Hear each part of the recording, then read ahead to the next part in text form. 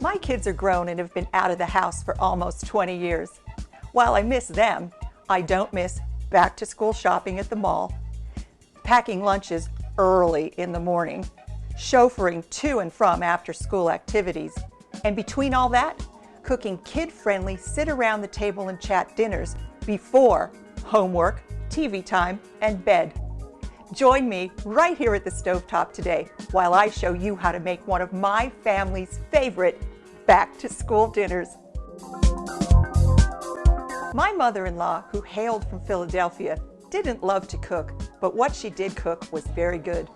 She first served me this stewy soup back in 1972, and she called it pepper pot. It didn't look like much, but it was over the top delicious. It was one of her son's favorite meals, and guess what?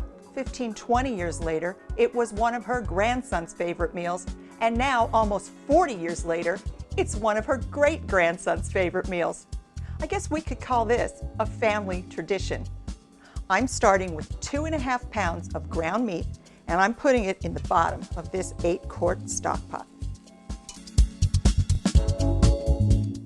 Over medium-high heat, I'm just going to break this up a little bit.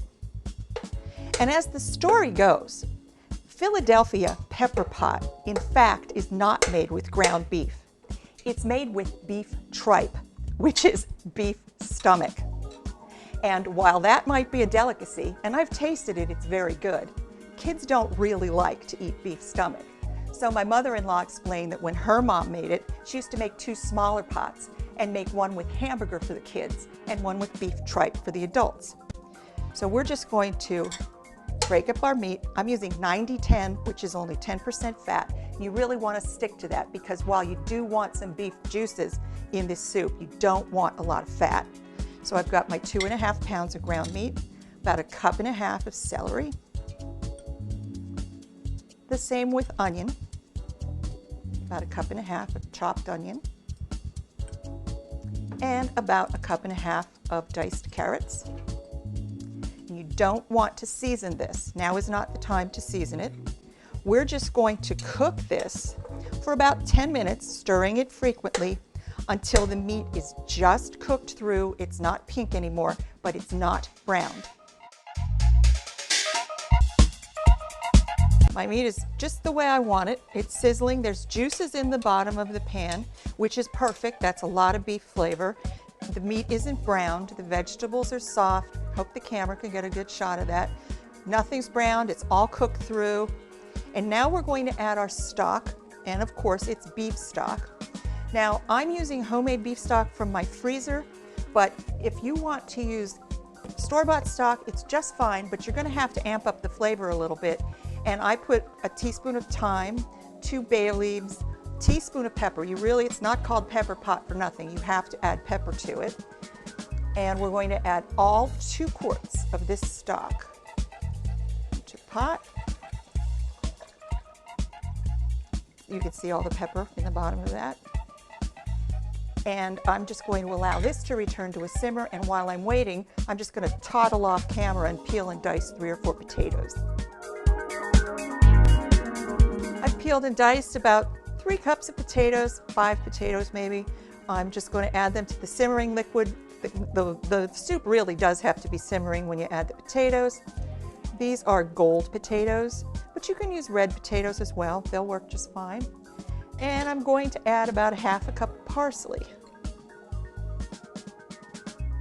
We'll give this a good stir. And when this comes back up to a simmer, we're going to add our noodles. My soup is at a rapid boil, and it's time to add some noodles now. Now, back in the 1950s and 60s, Campbell's marketed a version of pepper pot, and in theirs they added a macaroni product.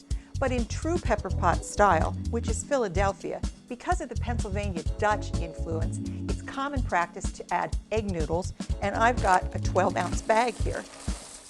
And I don't even have to cook them separately. I'm going to cook them right in this soup for about 8 or 9 minutes. I'll taste occasionally till they're just perfectly cooked through, and then we're going to eat. My noodles have been simmering away in my pepper pot for about 10 minutes, and they're really nice and tender, and oh, look at that. It really is good. I wish you could all taste it. So I'm just going to turn the heat off. We'll take this over to the counter and call everybody to eat.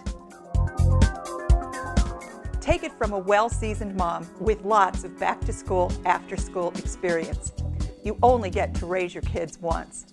And cooking even the simplest of meals and sitting around the table for 5 minutes, no matter how hectic your schedule or how tired you may be, is perhaps one of the most important lifelong learning experiences you will ever teach your children. For these and all of my recipes, just go to my website.